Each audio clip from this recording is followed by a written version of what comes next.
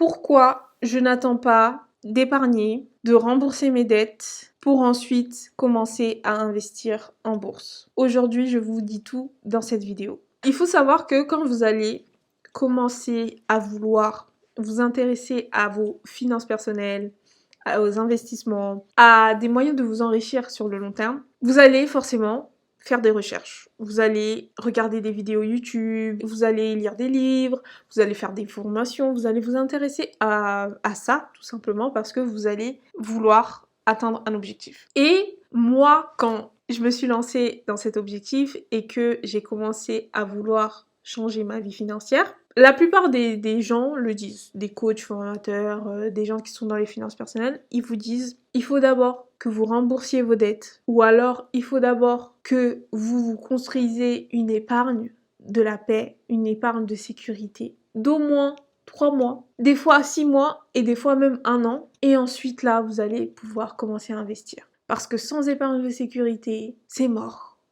N'investissez pas en bourse alors que vous n'avez même pas d'argent de côté. N'investissez pas en bourse alors que vous avez un crédit à 23%, un crédit qui vous coûte énormément parce que l'argent que vous allez mettre pour rembourser votre crédit, en fait, c'est comme si vous n'investissiez pas en fait, tout simplement. Tout ça, c'est des choses que j'ai entendues, mais que j'ai décidé de ne pas faire. Et aujourd'hui, je vais vous expliquer pourquoi j'ai décidé de ne pas faire ça. La première raison pour laquelle j'ai décidé de ne pas faire ça, c'est que moi, j'ai décidé d'investir en bourse. Donc, le premier moyen que moi, j'ai décidé en fait de faire, le premier moyen qui pour moi est le meilleur pour ce que j'ai envie de faire dans ma vie, en termes de facilité et d'accessibilité, pour moi, c'est la bourse. Pour moi, c'est la première chose. Pour moi, c'est le meilleur moyen de s'enrichir. Et du coup, s'il fallait que j'investisse uniquement à un seul endroit, ce serait la bourse. Et il faut savoir que quand vous décidez de mettre la bourse en premier moyen d'enrichissement, le temps, c'est la valeur la plus importante. Donc, bien avant l'argent que vous mettez tous les mois, le temps passe avant l'argent. C'est-à-dire que quelqu'un qui met par exemple 50 € pendant 30 ans, pendant 40 ans, à la fin, l'argent qu'il aura récolté, les intérêts composés qu'il aura en fait cumulés pendant ces 30 ans, 40 ans, ça vaudra plus que 200 € de quelqu'un qui aura mis ça pendant 5 ans ou pendant 10 ans. Le temps, il est plus important que l'argent. Et comme le temps, il est plus important que l'argent, plus vous investissez tôt, et ben plus vous pouvez récolter les avantages des intérêts composés et plus vous pouvez vous permettre d'investir moins. Donc, plus le temps passe, plus vous devez investir plus si jamais vous voulez, par exemple, avoir 1 million d'euros au bout de 10 ans, au bout de 20 ans, 30 ans. Plus le temps est court, plus vous devez investir plus pour pouvoir atteindre vos objectifs. Et donc, c'est-à-dire que le meilleur moyen d'investir en bourse, c'était hier. Et le deuxième meilleur moment d'investir en bourse, eh ben, c'est aujourd'hui. Donc, en fait, plus vous attendez pour investir en bourse, plus vous perdez du temps et plus vous perdez de l'argent. Donc moi, je me suis dit, comment quelqu'un qui est endetté, donc c'est-à-dire, moi par exemple, j'ai un crédit qui était sur 5 ans, là, il me reste 2 ans et demi, comment est-ce que moi, je vais attendre d'abord 2 ans et demi pour rembourser mon crédit, ensuite attendre encore je sais pas combien d'années pour mettre une épargne de sécurité. Donc, quand on vous dit de mettre 3 mois de côté, et même si vous mettez 10% de votre salaire, 20% de votre salaire, combien de temps ça va prendre? Ça va vous prendre encore 2 ans, 3 ans pour mettre 3 mois d'épargne de sécurité, ou alors 6 mois, ou alors 12 ans. Ça peut vous prendre même 5 ans pour avoir 12 mois, en fait, d'épargne de sécurité. Donc, ça peut te prendre, allez, 3 ans, plus 3 ans, et c'est ensuite que tu investis en bourse. Donc là, 6 ans, vous avez perdu 6 ans. Donc c'est pour ça que moi, j'ai décidé de ne pas faire ça. J'ai décidé de faire les 3 en même temps. Donc ça, c'est la deuxième raison. La première raison, c'est les intérêts composés. Donc plus vous attendez, et plus vous perdez de l'argent. Et la deuxième raison, c'est que le temps que ça prend en fait pour construire une épargne de sécurité, le temps que ça prend pour rembourser ses dettes, eh ben j'ai encore perdu du temps. Et la troisième raison, c'est que les gens, En général, ils vous disent que il faut absolument avoir une épargne de sécurité parce que si vous avez des imprévus, si vous avez ceci, s'il y a une machine qui se casse, si vous avez la voiture qui tombe en panne, si vous avez ceci, cela, si votre enfant il tombe malade, bref.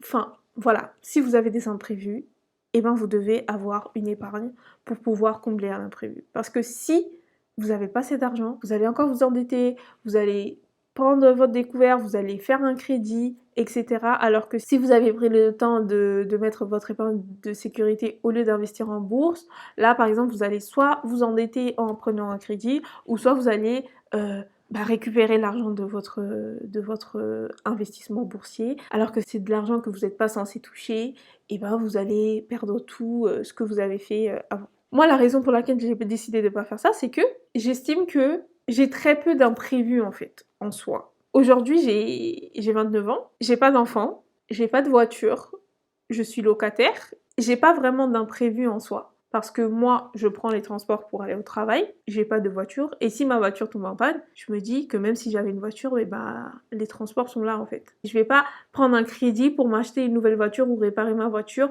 parce que ma voiture est en panne. Donc ça, c'est un choix que j'ai fait. J'ai fait le choix de ne pas avoir de voiture parce que justement, je préfère investir cet argent-là en bourse plutôt que de le mettre dans une voiture. Deuxième raison, donc je suis locataire. Donc s'il y a une machine qui tombe en panne, etc. En plus, je suis locataire et je suis locataire meublé, dans un logement meublé. C'est-à-dire que si ma machine tombe en panne, et j'ai déjà eu le cas, hein, j'ai eu mon four qui est tombé en panne par exemple, et ben c'est le proprio qui a dû racheter un nouveau four. Parce que je suis locataire meublé. C'est le propriétaire qui s'occupe de tout ça. Donc en fait, j'ai rien eu à débourser quand mon four est tombé en panne. Quand j'étais dans mon autre appartement aussi qui était meublé, mon frigo est tombé en panne, et ben c'est le proprio qui a dû le remplacer. Donc en fait, j'ai très peu de dépenses imprévues au niveau de mon logement. Donc ça aussi, c'est quelque chose qui est enlevé en fait. Parce que en matière de vie en fait commune, j'ai pas ces charges-là. Troisième raison, je n'ai pas d'enfant. Donc peu importe ce qui peut arriver avec mon enfant et tout, j'ai pas cette charge-là.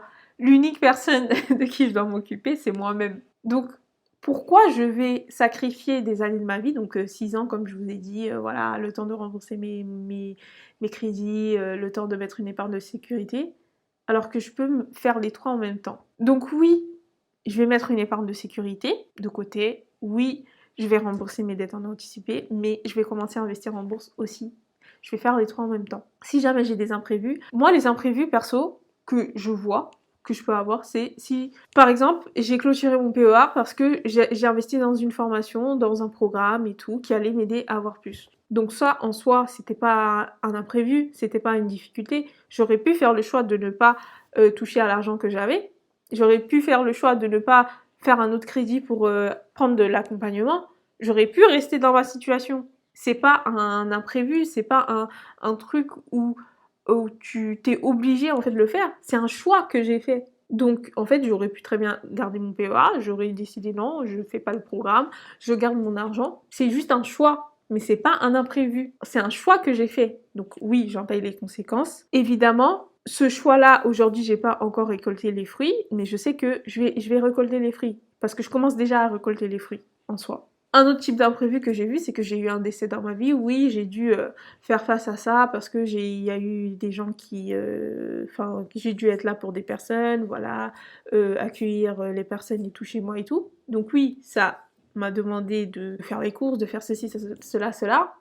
Mais avec l'argent que je mets tous les mois de côté, à partir de maintenant, je peux en fait contrebalancer ça. Mais en soi, c'est pas un imprévu. Enfin, si, c'est un imprévu, mais dans le sens tu peux faire avec. Donc si t'as pas de quoi faire les courses, bah tu expliques clairement que voilà, ça va être compliqué et tout, mais que tu vas faire avec ce que t'as. Tu fais avec ce que t'as, tout simplement. Oui, tu manges peut-être moins de légumes, tu manges peut-être moins de viande, etc. Mais tu expliques la situation. Mais en fait, je vais pas non plus faire semblant que je vis une vie de rêve, que voilà, oui, je peux inviter n'importe qui chez moi tout le temps et tout.